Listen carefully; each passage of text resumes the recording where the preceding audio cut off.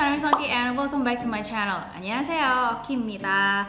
Kali ini aku bakalan bahas tentang personal statement yang aku pakai buat daftar GKSG tahun 2022. Jadi buat teman-teman yang penasaran gimana sih cara aku nulis personal statement aku, dan mungkin buat teman-teman yang belum pernah nulis personal statement sama sekali, masih bingung harus nulis apa aja sih, di dalamnya harus ada apa aja gitu. Nah, aku bakalan bahas di video ini. Nah, sebelumnya aku pindah ke sebelah sini supaya kalian bisa lihat tulisannya di sebelah sini. Jadi ini aku udah nyiapin laptop aku. Ini aku buka paragraf yang pertama. It is so funny that I have known Korean culture since elementary school. I started to learn Hangul when I was in high school and my interest in South Korea has grown much more significant. Jadi pokoknya ini intinya adalah aku ngasih tahu tentang ketertarikan aku terhadap Korea gitu ya. Tiap orang beda-beda sih, ada yang nulis ketertarikannya itu terhadap jurusannya atau tertariknya culture-nya gitu ya. Kayak aku gini culture-nya. Jadi tergantung sih kalian mau lebih ke yang mana. Karena ini aku udah seneng sama culture-nya dari kecil gitu ya, istilahnya jadi aku jelasin itu. I decided to apply to ini ya, Global Korean Scholarship Undergraduate di tahun 2017. Waktu itu aku mau masuk kuliah S1. Itu aku daftarnya kan ke IPB, habis itu aku daftar juga GKS. Tapi ini sebenarnya nggak jadi aku daftarin gitu sih, kayak aku udah nyiapin semuanya, tinggal kirim, tapi waktu itu nggak jadi. Karena aku juga udah keterima di IPB, terus kayak udah nyaman gitu sih. Terus juga apa ya, kayak aku belum pernah ke luar negeri, tiba-tiba habis itu S1 ke Korea itu kayak rasanya tuh gimana gitu ya, jadinya aku nggak jadi. Nah, makanya di sini aku jelasin, unfortunately there were personal circumstances that made me fail to apply. I did not get a chance to send the application, but my journey to South Korea did not stop there. Jadi istilahnya kayak aku tuh meskipun gak jadi daftar GKS pas S1, tapi aku tuh masih kayak tetap tertarik sama Korea dan aku pengen kesana gitu ya. Nah, terus habis itu paragraf yang kedua adalah aku jelasin tentang kuliah aku gitu ya, karena ini aku daftar S2, jadi aku jelasin tentang S1 aku gimana. Nah, jadi yang paragraf pertama tadi tuh kayak hook gitu ya, jadi kayak biar orang-orang tuh kayak, oh ini anak udah tertarik nih sama Korea, kita lihat paragraf selanjutnya nih gitu ya. Karena kalau kalian daftar itu pasti banyak banget kan yang daftar selain kalian, maksudnya pesertanya. Jadi make sure orang yang baca itu udah tertarik gitu di paragraf pertama kalian gitu. Nah, kita lanjut yang paragraf kedua adalah I got accepted at School of Business major in IPB University. Nah, di sini kalian bisa jelasin kalian itu sebelumnya S1-nya itu di mana, jurusan apa, terus kayak mungkin kalian kasih keterangan tambahan universitas ini tuh universitas yang kayak gimana sih gitu, apa yang bagus, top berapa gitu ya, top 5, top 10 atau top 20 gitu atau gimana, pokoknya jelasin kalau kalian tuh S1-nya aja bagus gitu loh, makanya biar mereka itu kayak lebih bisa memilih kalian misalnya gitu. Nah, terus ada there are some reasons that make me into the business field, karena ini lebih karena aku jurusan bisnis ya, S1-nya bisnis dan S2-nya itu aku bisnis juga, jadi aku jelasin kenapa aku tertarik di situ. Jadi aku jelasin kalau di SMA ya, in high school I read many books and there was a book about the successful young entrepreneur. Kalian juga bisa ngasih tahu kayak, oh dulu aku pernah baca buku siapa, terus terinspirasi oleh orang ini, boleh banget sebutin namanya gitu ya. Terus kayak gini, I got astonished by her journey and I want to be entrepreneur like her. Pokoknya kayak bagus kalau misalnya kita tuh punya idola gitu ya, dan kita tuh pengen kayak dia gitu. Another reason is that my parents are, ini tuh kalian bisa jelasin orang tua kalian tuh apa sih pekerjaannya gitu ya. Mungkin kalian punya background yang sama gitu dengan orang tua kalian gitu, dan itu kan jadi kayak lebih apa ya, ngasih nilai poin lebih gitu, karena orang tua kalian tuh mendukung apa yang kalian lakuin, misal kayak gitu ya. Ini juga sebenarnya opsional, tapi banyak banget yang ceritain tentang orang tuanya, meskipun kadang juga nggak nyambung gitu ya, tapi bisa juga jelasin kayak orang tua itu bekerja keras dan kayak mendukung banget mimpi-mimpi kalian tuh juga bisa, meskipun misal jurusan orang tua kalian tuh nggak ada nyambung-nyambungnya sama jurusan kalian misal gitu ya, atau orang tua kalian tuh nggak satu alma mater sama kalian tuh juga nggak apa-apa. Pokoknya kayak sebisa mungkin ditulis, kalau enggak juga nggak apa-apa sih sebenarnya. Terus habis itu I always try to maintain a high GPA. Ini juga opsional gitu ya. Cuman kan kalau kalian IPK-nya bagus ya tulis gitu ya, karena di personal statement ini kan nunjukin kalian tuh the best gitu lah, pilih aku gitu istilahnya. Nah kalian bisa tulis kalau misal kalian IPK-nya bagus, tulis tuh berapa dari 4 gitu ya. Kalau di Indonesia kan paling tinggi 4. Habis itu I also explored many activities such as joining the archery club, trade business competition, and bla bla bla. Pokoknya kalian jelasin kalian tuh pernah ikut apa aja dan nggak perlu itu harus menang gitu ya. Kalian juga bisa jelasin kalian tuh pernah ikut organisasi atau kegiatan-kegiatan kayak volunteer gitu, bisa pokoknya kegiatan apapun yang pernah kalian lakuin selama S1 kalian gitu. Nah di sini kayak rangkuman gitu ya. Terus lebih jelasnya lagi, ini aku jelasin di bawah. Nah ini aku jelasin kalau aku tuh pernah jadi Head of Academic and Achievement di BEM gitu ya. Nah I made some breakthrough. Nah ini bagus banget kalau misal kalian bisa jelasin apa sih yang pernah kalian lakuin, kontribusi kalian terhadap misal organisasi itu atau volunteer itu gitu ya. Nah, I created something gitu ya. Ini gak usah aku jelasin gak apa. And it successfully made the student easier to learn. Jadi pokoknya aku bikin sesuatu breakthrough gitu ya, yang bisa bantu murid-murid untuk bisa belajar gitu. Maksudnya teman-teman aku gitu kan ya pas aku di BEM.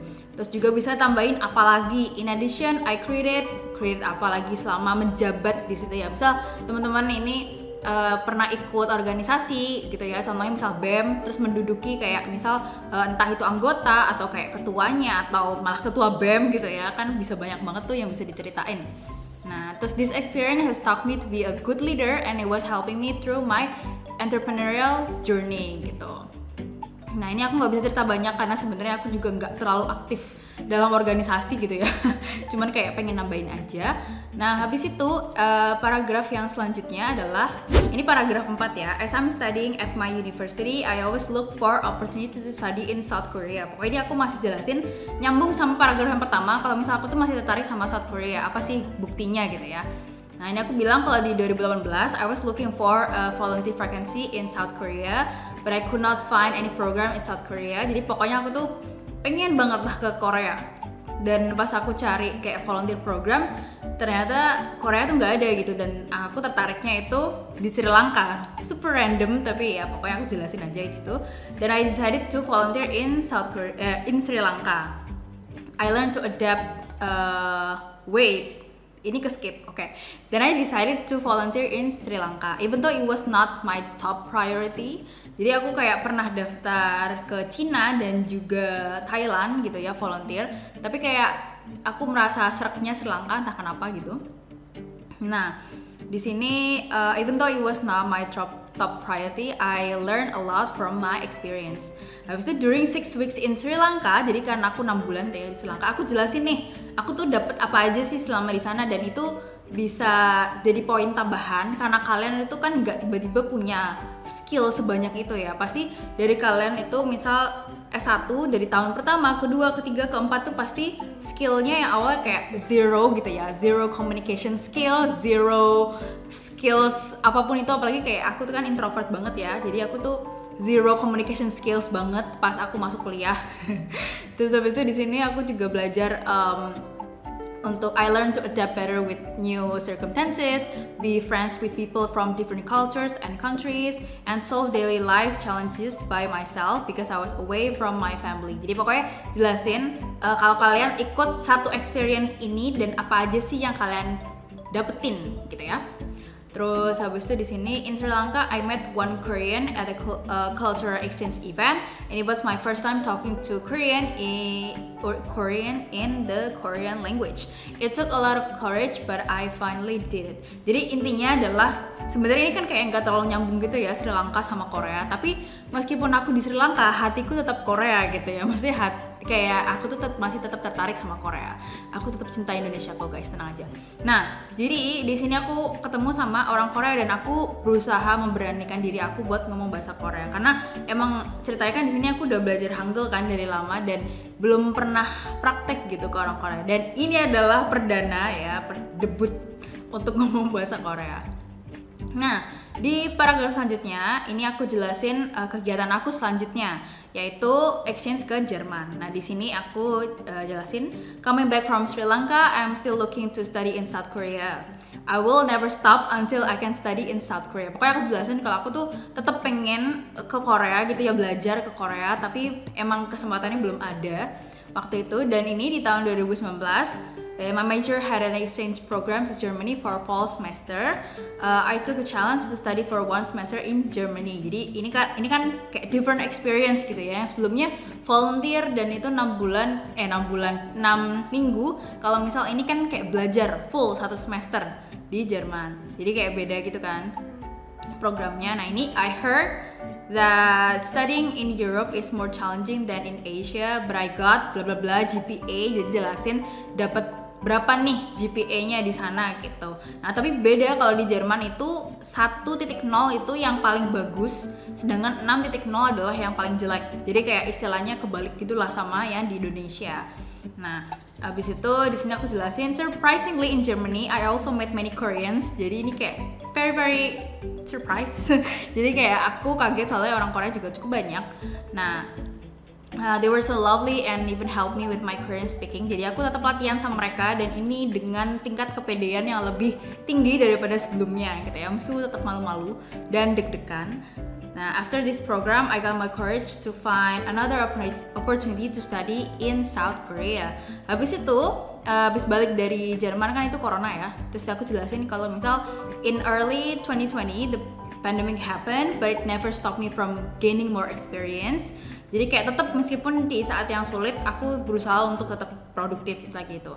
I had an internship for 3 months in something. Kalian bisa jelasin kalian kalau misal kalian S1-nya itu pas corona ya, bisa jelasin kalian tuh gimana sih bisa survive di saat-saat yang sulit kayak gitu. Karena itu juga merupakan poin plus gitu. Kalian bukan berarti kalau situasinya sulit kayak gitu sekalian kayak give up gitu ya. Kayak itu bisa kalian jelasin kalau kalian tuh bukan tipe orang yang seperti itu, bukan orang yang give up gitu ya, gampang give up. Nah, a friend of mine living in Germany introduced me to this position. Jadi ada teman aku orang Indonesia yang tinggal di Jerman tuh yang ngenalin aku untuk internship ini gitu. Jadi kayak jalur dalam gitu lah ya. Terus during my internship I learned things related to business such as managing people, distributing tasks, evaluating projects, and marketing cases. Nih pokoknya aku dapat apa aja sih dari magang di situ. Nah, habis itu paragraf selanjutnya ini baru aku jelasin kayak poin yang sangat-sangat penting. Karena di sini kan aku daftarnya itu University Track. Jadi langsung daftar itu cuma ke satu univ yaitu Cheonnam National University. Inilah paragraf dimana aku bisa jelasin tentang Cheonnam. Jadi bener-bener kayak kenapa sih aku tuh harus belajar di Cheonnam gitu. Nah, di sini karena sebelumnya aku tuh pernah exchange ke Cheonnam, jadi aku jelasin kalau Cheonnam itu bagus, lalala, lili gitu ya, makanya aku pengen kembali lagi ke sana. Nah, ini aku bacain. Finally, in the early of 2021, I was awarded AIMS scholarship to study in South Korea in my 8th semester of college. Jadi aku ke Korea kemarin tuh pas semester 8. Jadi ngerjain skripsi. My dreams for the past 5 years had finally come true. Nah, ini juga jelasin kayak finally, bener-bener dreams aku buat ke Korea dan itu come true. I wrote my final bachelor thesis when I was an exchange student at Cheonnam National University in Gwangju. Jadi pokoknya aku jelasin kalau aku tuh di sini ngerjain skripsi. Jadi kayak gak cuma exchange doang tapi ngerjain skripsi gitu kayak wow, ya kan. Sebenarnya nggak bawa amat juga sih. Nah, at first I did not know much about Gwangju. Nah, ini aku nggak terlalu ngerti tentang Gwangju. Pas tahu ternyata it's an excellent place to live as an international student gitu ya. Terus kalian bisa jelasin, misal kalau kalian daftarnya itu embassy, kalian kan pasti milih 3 universitas. Di paragraf ini kalian jelasin lebih ke tentang jurusan kalian, karena 3 univ yang kalian pilih itu biasanya kan jurusannya yang kalian pilih kan sama-sama gitu ya, mirip-mirip. Nah, kalian jelasin passion kalian ke jurusan itu. Tapi kalau misal kalian university track, kalian pasti kan cuma milih 1 univ aja kan. Nah, itu bisa kalian jelasin kayak kehebatan univ itu dan jurusan yang ada di univ itu gitu ya, kalian daftarin. Karena ya maksudnya better lebih spesifik ya nggak sih gitu. Cuman kalau kalian daftarnya embassy ya nggak bisa spesifik lah, karena kalian daftarnya ke 3 univ kayak gitu. Nah, studying at Chonnam National University gave me new perspective of learning abroad during hard times during COVID-19. Even though I never had a chance to study face to face, pokoknya ini kan meskipun aku nggak pernah ada pelajaran yang face to face, sedih banget. Padahal udah jauh-jauh ke Korea kan. Tapi ini aku jelasin kalau misal kelebihan mereka lah, meskipun aku tuh nggak pernah belajar face to face, tapi ada sesuatu yang bikin kayak aku seneng gitu. I also get asked to make a video related to Gwangju Uprising while I was studying at Chonnam National University. Ya pokoknya jelasin kalau aku tuh di sana nggak cuma exchange doang, tapi juga kayak aktif di kegiatan yang lain gitu. Sampai diajakin buat bikin video gitu ya. Nah, in addition, I won a video competition associated with this exchange experience held by Chonnam International Office and got a prize worth of bla bla bla won gitu ya. Jadi ini intinya kayak nambahin yang tadi ya. Yang tadi kan aku diajakin bikin video, habis itu aku juga ikut lomba gitu yang diadain sama International Office gitu. Pokoknya aku nggak cuman kayak sekedar kesana terus belajar main-main doang, enggak, tapi aku juga ikut kegiatan-kegiatan yang lain gitu istilahnya. The experience that I had in South Korea left a deep and good impression on me. I want to feel this study environment again in my master degree. Pokoknya jelasin kayak aku tuh mau lagi. Misal kalian sebelumnya pernah exchange di sana gitu di univ tersebut, terus pengen S2-nya balik lagi ke sana, bisa tuh dijelasin kalau aku tuh pengen belajar lagi ke sana gitu, ke univ sana. Atau nggak perlu deh di univ yang sama, kayak kalian sebelumnya udah pernah ke Korea gitu, terus habis itu kalian misal jalan-jalan, nggak apa-apa jalan-jalan, terus misal masuk ke suatu universitas terus kayak wah ini environment-nya bagus gitu, aku mau S2 aku di sini. Itu juga sebenarnya nggak apa-apa, jadi bebas aja sih sebenarnya. Oke, kita lanjut ke paragraf selanjutnya. After I graduated, I continued to work on my business about the Korean language. Jadi karena aku punya bisnis, pokoknya aku jelasin tentang bisnis aku gitu. Terus I knew that my knowledge about digital marketing and Korean language was still lacking, so I have decided to apply to JKS program for my master degree. Jadi pokoknya aku jelasin kalau aku tuh masih kurang di beberapa bagian gitu ya, makanya aku tuh harus lanjut S2 gitu. Nah, ini lanjutannya adalah by studying global MBA with JKS, I believe that I can study business from global experts, the things that I cannot get while studying Indonesia. Pokoknya jelasin kenapa sih kalian tuh harus S2 di Korea dan kenapa harus di universitas di situ. Kenapa juga harus jurusan itu. Pokoknya jelasin aja.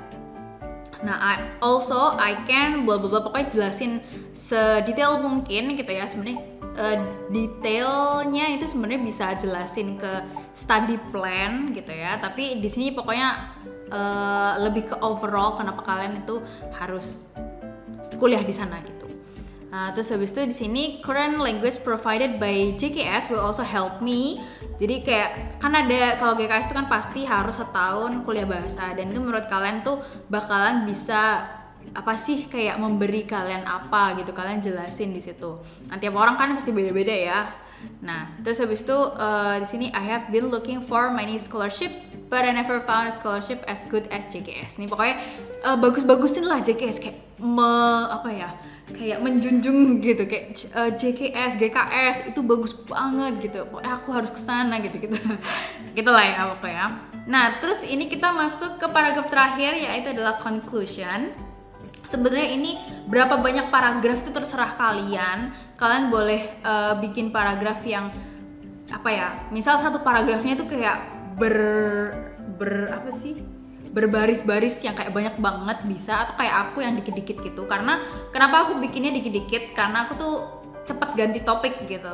Misal organisasi yang tadi paragrafnya itu kayak kecil banget gitu kan, karena aku nggak tahu mau cerita apa lagi gitu. Dan jangan bikin terlalu panjang juga gitu personal statement, karena mereka kan nggak punya banyak waktu juga ya. Keep it precise gitu.